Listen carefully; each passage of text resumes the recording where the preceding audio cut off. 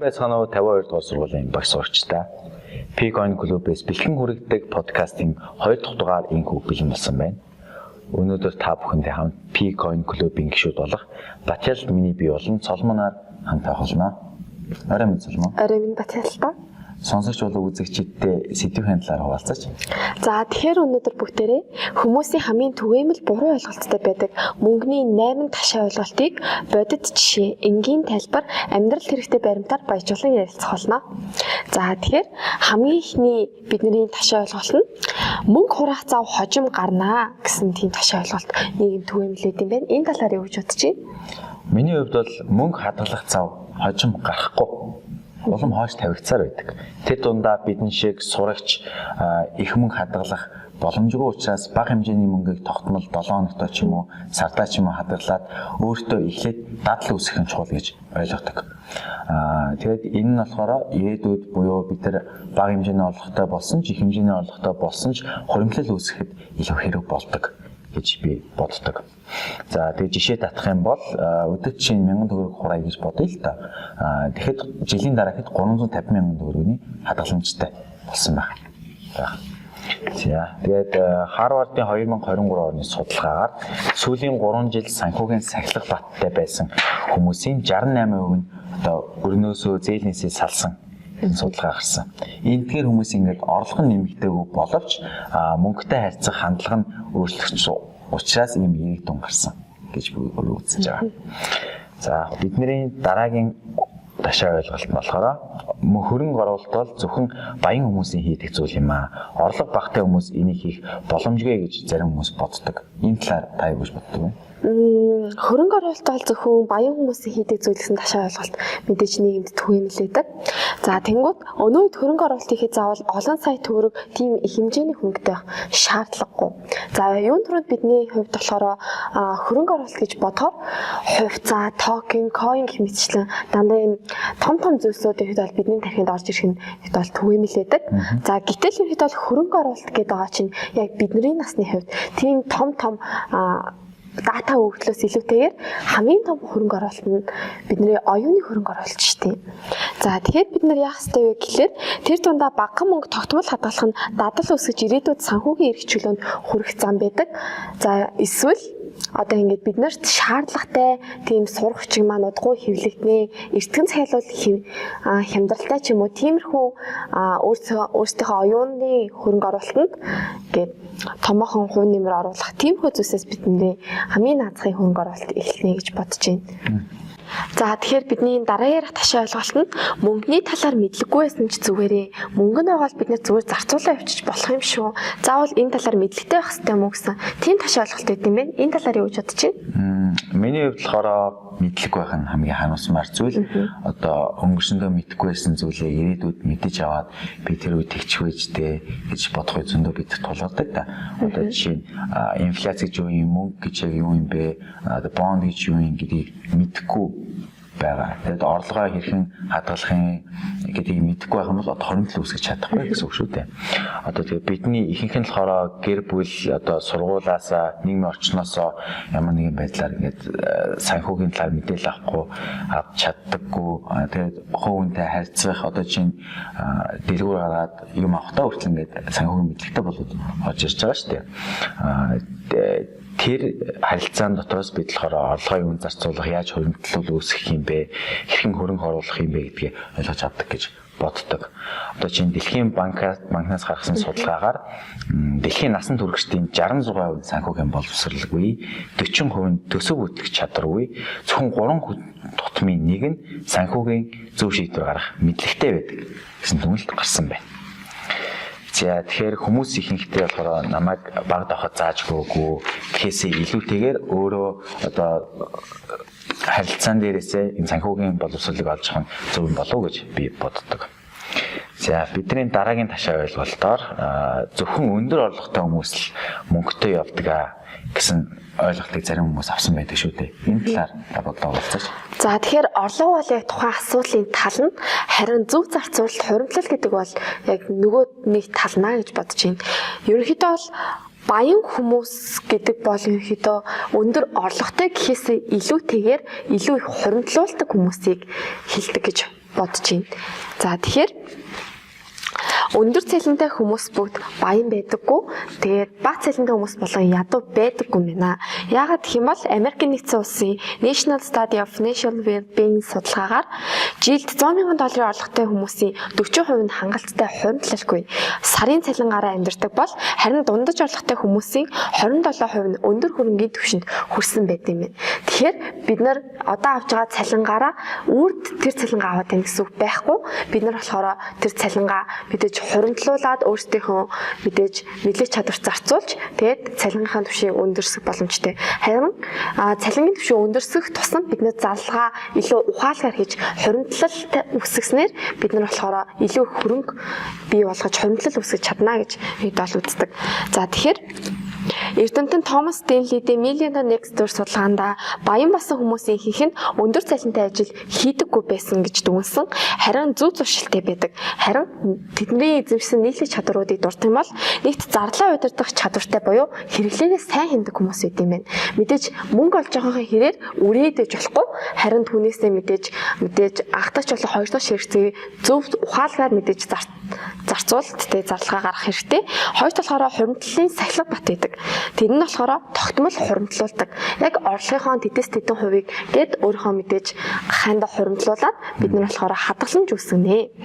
За гуравт нь болохоор олон сувгийн орлого бий болдог буюу өнөөдөр 21-р зуунд бид нэр ганцхан байгууллага эсвэл ажилласаа өөрийнхөө санхүүгийн орлогын их үүсвэрийг олохоос илүүтэйгээр ардчилсан юм бид нар өөрсдийнхөө эрх чөлөөг эдлээд илүү олон орлогын их үүсвэрийг бий болгож санхүүгийн баттай тийм төсөө үүсгэж болт юм байна. Хамгийн сайн мэдгээд бидний хувьд комедиан Баяраа нь болохоор сүүлд өгсөн подкастын дах ярилцлаганда 7 их үүсвэрээс өөрийнхөө ингэ санхүүгийн их үүсвэрийг бий болгодгоо гэж ярьсан. Яг энэ мэтчлэн өнөөдөр бидний үеийн жинзээ үеийн залуус олон салбар одоо ингээд дангаз ажиллаас хараад бусаар орлогоо ингээд хөндлүүлж байгаа нэг том жишээ юм болов уу гэж бодож байна. За тэгэхээр бидний дараагийн ярилцах сэдв нь бүх хямдрал бол хэмнэлт байдаг. Хямдралтай бүтээгдэхүүн бүрийг авал бид нэр ингээд хэмнэлтийг үүсгэж байна гэж яриад байдаг. Энэ талаар та юу гэж бодож байна? Миний бодлоор бол хямдрал гэдэг чинь маркетинг одоо тухайн компани тухайн дэлгүүрээс гаргаж байгаа нэг төрлийн маркетинг болов гэж боддог. Одоо чинь Black Friday гэж гардаг штеп. Тэдүүвээс тэдүүвийн хонд хямдрлаа гэж тэдний бол ихэнх нь удаан хугацаанд зарагдаагүй байсан бүтээгдэхүүнүүдээ тэгэж зардаг гэж би бол боддог. Тэгээд өөрөөсөө үргэлж ингээд авахаасаа өмнө би ингээд энэ хямдрал гараагүй байснаас энэ бүтээгдэхүүнийг авах байсан уу гэж асуух нь зөв юм болов уу гэж боддог. Хэрвээ энэ зүйл чамд ямар ч хэрэггүй байх юм бол яг өөрөөний чинь нэг хурдл тоослог гэсэн үг шүү дээ. Тэгээд хүмүүс болохоор ямар нэгэн бараг хямдралтай байна гэж харчих юм бол шууд л би ашигтай байж тээ гэж боддог. Тэгэхэд яг чамд ашиг гарах уу? Эсвэл нөгөө компанид чинь эсвэл нөгөө дэлгүүрт чинь ашиг гарах юм уу? Тэгээ бас бодож үзэх хэрэгтэй болов гэж би боддог. Тэгээд мөн 2003 онд хийсэн Chevrolet Gulfstream-ийн судалгаагаар хямд бүтээгдэхүүн ихэвчлэн чанар муутай, удаан имплигээтэй биш байдаг гэсэн дүгнэлт гарсан байна. За тэгэхээр хямдрал гэдэг нь болохоор заавал хэмнэлт гэсэн үг биш юм аа. Худалдаа авалт хийхдээ ерөнхийдөө 3 зүйлийг анхаарал хийчих юм бол энэ чанартай бүтээгдэхүүн худалдаж авна гэж ойлгож болно. Энэ 3 зүйлээс нь дурдах юм бол чанар ба урт хугацааны ашиг. Одоо чанартай бүтээгдэхүүн аваад урт хугацаанд хэрэглэнэ гэдэг чинь бол өөр чинь тодорхой хэмжээнд ашиг өгч байгаа хэрэг шүү дээ. Тэгээд мөн бодит хэрэгцээ буюу яг чамд хэрэгтэй байна уу, хэрэггүй байна уу гэдгээ ялгаж салгаж худалдаа авалт хийх нь чухал гэсэн үг. Тэгээд 3 дахь мөн өртөг хитрхи хэмжүүл хитрхи их байх юм бол мөн эргээд орж ирэх орлого чинь илүү багаснаа л гэсэн үг. За тэгэхээр бидний дараагийн болохоор ташаа ойлголтоор эдийн засаг нь надад хамаагүй би өөрөө л орлогоо зохицуулаад явж хахад болно гэж зарим хүмүүс боддог. Тэр талаар бодлоо болцвол. За ер нь бол энэ талаар ярихад өнөөгийн дэлхий дээр бүх улс орны бүх улс орны хөгжил эдийн засгийн нэг шууд хамааралтай байдаг гэж бодож байна. Аз, Европ, Америк гэх мэтчлэн маш том твүүд гэлтчгөө дэлхийд даяараа л ихэд бол эдийн засгийн дээр хөгжил нь тулгуурлаж байгаа. Тэгвэл бид нар болохоор ардчилсан нийгэмдээ 21-р зуунд Монгол улсын иргэн болсноор эдийн засгийн суурь мэдтэй байх нь зайлшгүй хэрэгтэй юм болов гэж хэд бол үзэж байна. За тэгэхээр Монголын эдийн засгийн залуучуудын чуулган энэ оны 7 дугаар сард M-банк арена зохион байгуулагдсан. Үүнд болохоор олон панелист хэлцүүлэг өрнөсний нэг нь санхүү эдийн засгийн их сургуулийн багш Жид илүү сайхан дурдахта ихэд бол эдийн засаг гэдэг зүйл хувь хүн болгонд хамаатай. Нэгэн нийтийн төлөө, нийт нь нэгний төлөө байна. Харин тухайн эдийн засаг нь улсын эдийн засгийн хамгийн эхлэлийн цаг нь болохоор өрхийн төсвөөс эхэлнэ. Харин өрхийн төсөвт нь болохоор ялцгүй бидний 10 жилийн сурч бид нарыг хэрэглээний зардал энэ ч гэсэн ингээд нэг хэсэг эд эсэнд болж ингээд орж байгаамаа гэж ерөөд бол үзсэн байдаг. За тэгэхээр ерөөд бол биднэрт өнөөдөр заавал эдийн засагч байх албагүй, бакалавр, магистр хамгаалах албагүй. Гэтэ бид нар эдийн засгийн суурь мэдлэгтэй байснаар яг өнөөдрийнхөө хэрэглээг үүнээс цаашлаа маргаашийнхаа бидний төсвийг өөртөө ухаалгаар бий болгож, зарцуулж, орлогоо олж хөдөлж явах хэрэгтэй. Ингэснээр бид нар болохоор ирээдүйд Монголын ирээдүйн баталгаатай боловсон хүчин болж эдийн засгаа илүү хөгжингөө дэлхийд өрсөлдөхүйц болох юм болов гэж энэ хувьдаа үзэж байна. За тэгэхээр хэд бол эдийн засаг нь судалгаагаар дотоодын нийт бүтээгдэхүүн улсад ингээд 1%-аар нэмэгдэхэд дундаж орлого болохоор 0.5-аас 0.8% өсдөг гэж тогтооддог. Тэгвэл хувь хүний орлого нэгснээр дангаа зэм нь болохоор мөнгөн тоон дээр яригдахгүй. Энэ цаашлаад яг хүний амьдралын чанар дээр ингээд яригдж байгаа. Амьдралын чанар ихснэ гэдэг чинь хүн болгон аз жаргалтай болно гэсэн үг мөн гэж бодож байна. Тэгвэл энэ улсын иргэн бүр аз жаргалтай байх нь баталгаатай эдийн засаг орших нэг томоохон хүчин зүйлсүүдийн нэг гэж бодож байна. Тийм учраас хүн болгон эдийн засгийн бакалавр, магистрийн мэдлэгтэй биш, суурь мэдлэгтэй байх хэрэгтэй байхаа. Тэглэв яах вэ? За бидний дараагийн ярих таш ойлголт нь мөнгө хураах нь өөрийгөө хорж байгаа хэрэгээ. Бид нар ингээд өөрөө зовж авсан ингээд мөнгөө яагаад бас ингээд зовж хадгалах хэрэгтэй юм гэсэн тийм байр суурь байд юм байна. Энэ талаар та юу гэж бодож байна? Мөнгөний хойноос хэтэрхийх улаарсан одоо амьдралаа хайсан тийм хүмүүс байдаг та. Би бол тэдгээр хүмүүсийг бол шүүмжлэн харин эсрэгээрээ өөрийнхөө дуртай юмыг хийгээд тэгээд өөртөө орлого үүсгээд хөрөнгө үүсгэж байгаа хүнийг бол байр эсрэгээрээ би улам цаашааж үзнэ. Одоо жишээ нь мөнгө хураах нь өөрийгөө хорж байгаа хэрэг бус харин өөртөө болон ирээдүйдээ илүү эрх чөлөө буюу хөрөнгө үүсгэж байгаа нэг хэлбэр гэж би ойлгож байгаа.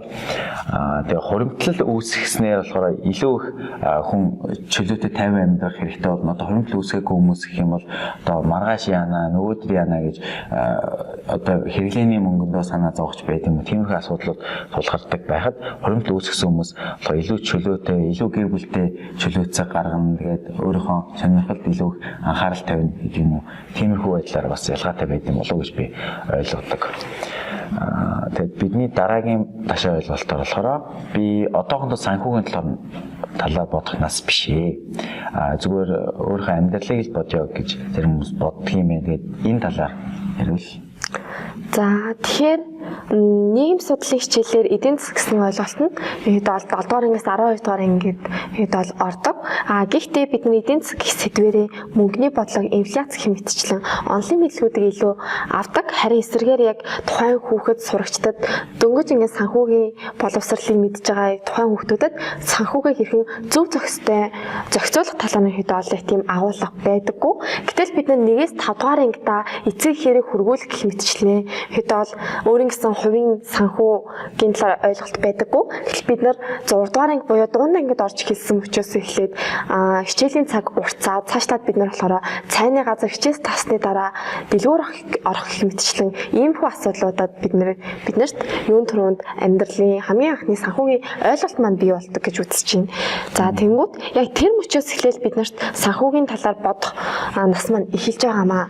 За тэгэхээр санхүү мөнгө гэдэг ойлголт бол тэр улсын төсөвт эргэлдэж байгаа хэдэн сая хэдэн их 80 төгрөг биш бидний хитвчэнд байгаа 100 төгрөг хүртэл энэ бол санхүү мөнгө гэдэг зүйлсийг бид нэр сайн ойлгох хэрэгтэй.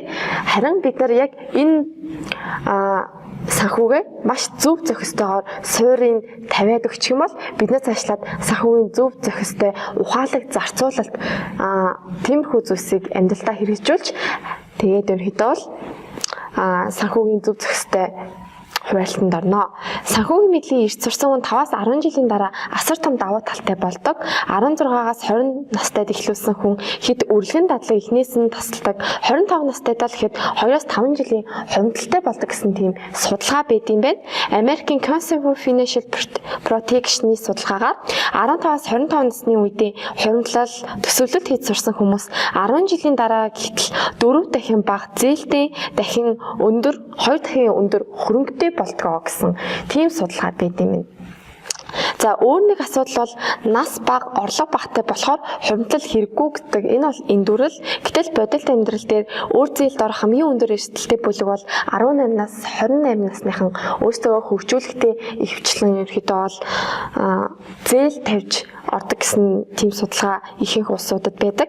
Санхүүгийн мэдлэггүй залуучууд олсон орлогоо бараг бүгдийг нь хэрэглээд дуусгадаг. Буюу ухаалаг зарцуулалт байхгүй. Энэ болохоор санхүүгийн зөв зохистой тийм ойлголт байхгүйгээс болоод иймэрхүү буруу муу үр дүнд хүрдэг гэж үзэж байна. Тийм болохоор санхүүгийн талаар бодох нас нь 18, 21 гэсэн тодорхой нас байхгүй. Бид нэр өөрийн гэсэн санхүүтэй болсон үеэс л энэ талаар бодож эхлэх хэрэгтэй гэсэн ийм байр суурьтай байна. За ингээд өнөөдрийнхөө подкастыг өндөрлүүлэх үү? За сонсогчдоо бид нар санхүүгийн талаар 8 ташаа ойлголтыг баримт тэгээд амьдралтай хамгийн ойролцоо жишээнүүдтэй холбон тайлбарлалаа. Picoin Club-ийн подкасттай хамт байсан та бүхэндээ баярлалаа. Баярлалаа.